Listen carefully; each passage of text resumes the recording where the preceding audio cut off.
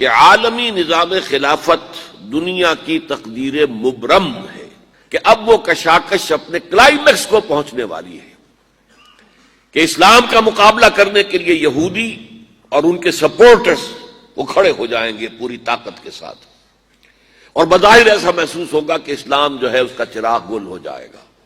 اتنی طاقت ان کے پاس ہے، اتنے وسائل ان کے پاس ہیں کہ بظاہر عالم اسلام کے اندر کوئی سکت نہیں ہے کہ ان کا مقابلہ کر سکے۔ لیکن بہرحال اللہ کا فیصلہ تو یہی ہے، اللہ تعالیٰ تو اللہ متم نورہ، اللہ تو اپنے نور کا اتمام فرما کر رہے گا۔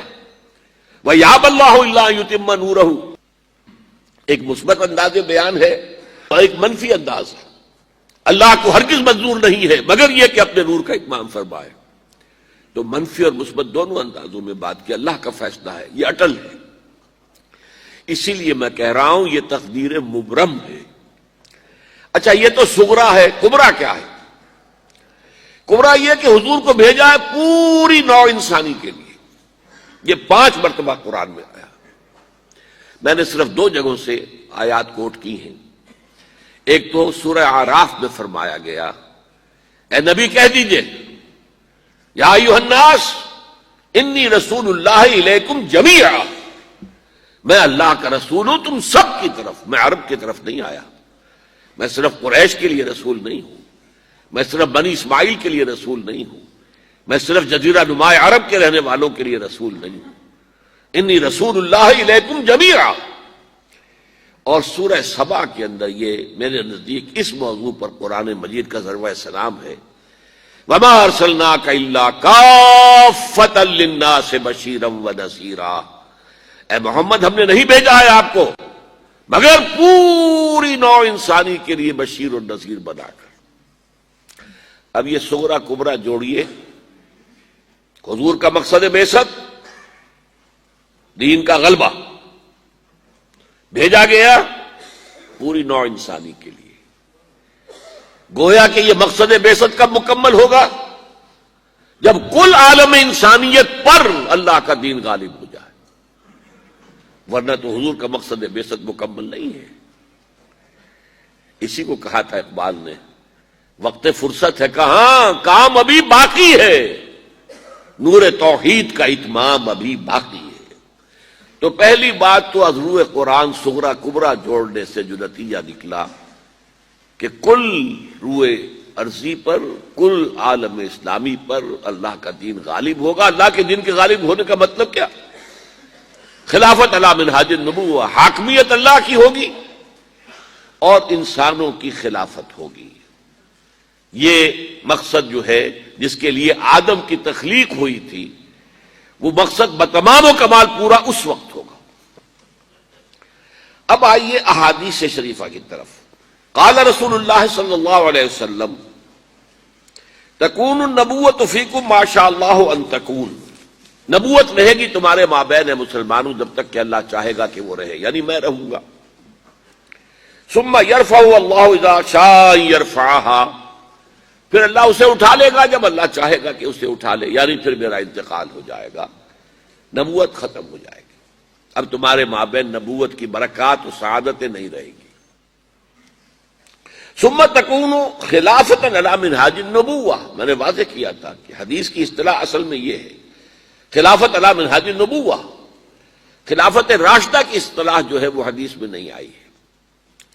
پھر اس کے بعد ایک دور ہوگا خلافت کا جو بالکل نبوت کے طریق پر ہوگی، نبوت کے نقش قدم پر ہوگی، جو نظام میں نے قائم کیا جوں کا توں، بغیر کسی بال کے فرق کے وہ قائم رہے گا۔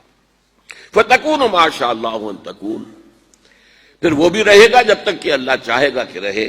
ثُمَّ يَرْفَعُ اللَّهُ إِذَا شَاءَ يَرْفَعَهَا، پھر اللہ اسے بھی اٹھا لے گا جب چاہے گا کہ اٹھا لے۔ ثُمَّ تَكُونُ مُلْكًا عَاضًّا، عض یعض کہتے ہیں دانتوں سے کاٹنے کو، کاٹ کھانے والی شے، عاض۔ فرمایا پھر اس کے بعد ایک دور آئے گا جو کاٹ کھانے والی ملوکیت کا دور ہوگا۔ یہ جیسا کہ میں عرض کر چکا ہوں، یہ ملوکیت جو مسلمانوں کی تھی اور ان میں جو مظالم ہوئے ہیں، اور اچھے لوگ بھی آئے ہیں، یقیناً آئے ہیں، آخر 12 خلفاء کی تعداد انہی میں سے پوری ہوتی ہے، لیکن بحثیت مجموعی جو کچھ ہوا ہے، میں نے چند اشارے کر دیے تھے کہ واقعہ کربلا اب جس کا تذکرہ ہمارے ہاں ہوگا بہت شد و مد کے ساتھ، محرم الحرام کا آغاز ہو چکا ہے۔ پھر یہ کہ واقعہ ہررا جو نہایت افسوسناک واقعہ ہماری تاریخ کا، جس کا کہ ذکر کرتے ہوئے بھی لرزہ طاری ہوتا ہے، مسلمانوں نے اور مدینۃ النبی کی حرمت کو ایسا بٹا لگایا کہ 3 دن تک کے لیے جائز ہے، حلال ہے، جو چاہو لوٹو اور جس کو چاہو ریپ کرو۔ پھر اسی دور میں حجاج ابن یوسف جیسا قصاب جس نے سینکڑوں تابعین کو شہید کیا ہے، پھر اسی دور میں محمد بن قاسم کو بلا کر شہید کیا گیا۔ خطرہ ہوتا ہے ملوکیت کو کہ کوئی مد مقابل بن کر نہ آ جائے، کوئی اتنا بڑا پاپولر نہ ہو جائے کہ ہمارے اقتدار کو چیلنج کرے، اور اسی لیے موسیٰ ابن نصیر جن کے ایک ادنا کمانڈر نے ہسپانیہ فتح کیا، طارق بن زیاد، اصل کمانڈر کون تھے؟ موسیٰ بن نصیر، انہیں بھی بلا کر بوڑھے آدمی کو دھوپ میں کھڑا رکھا ہے یہاں تک کہ وہ بے ہوش ہو کر گر گئے اور پھر قید رکھا۔ بہرحال یہ ملوکیت ثم تکون ملکن عاضا، پھر کاٹ کھانے والی ملوکیت آئے گی۔ فتکون ما شاء اللہ ان تکون، تو وہ بھی رہے گی جب تک اللہ چاہے گا۔ ثم یرفع اللہ اذا شاء یرفعها، پھر اللہ اٹھا لے گا اسے بھی جب چاہے گا۔ ثم تکون ملکن جبریا، پھر ایک مجبوری والی ملوکیت آئے گی، غلامی والی۔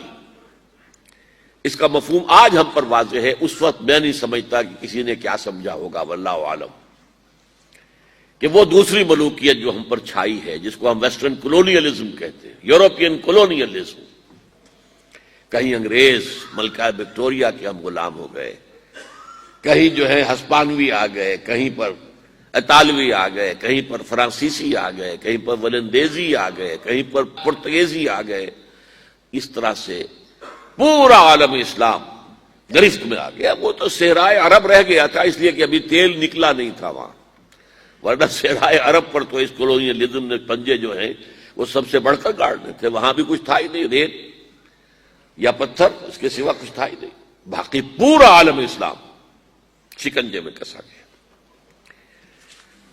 ثم تکون ملکن جبریا فتکون ما شاء اللہ ان تکون، پھر وہ بھی رہے گا جب تک کہ اللہ چاہے گا۔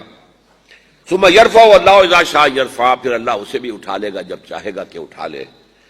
ثم تکون خلافۃ علی منہاج النبوہ، پھر آئے گا ایک دور خلافت علی منہاج النبوہ کا۔ ثم سکت النبی صلی اللہ علیہ وسلم، اس کے بعد خاموش ہو گئے حضور۔ تاریخ انسانی کا یہ آخری دور ہوگا۔ یہ حدیث رواہ احمد رحمہ اللہ عن النعمان ابن بشیر رضی اللہ تعالی عنہ۔ موجودہ مایوسی کے حالات کے اندر دل میں جو ایک امید کا چراغ روشن ہوتا جناح حدیث سے، کہ ہم کہہ سکتے ہیں دنیا والوں سے کہ اور بھی دور فلک ہیں ابھی آنے والے، ناز اتنا نہ کرے ہم کو ستانے والے، ستا لو جو ستانا ہے تم نے، لیکن بالآخر tables will be turned، معاملہ بدلے گا، حالات تبدیل ہوں گے۔ خلیل بالقرآن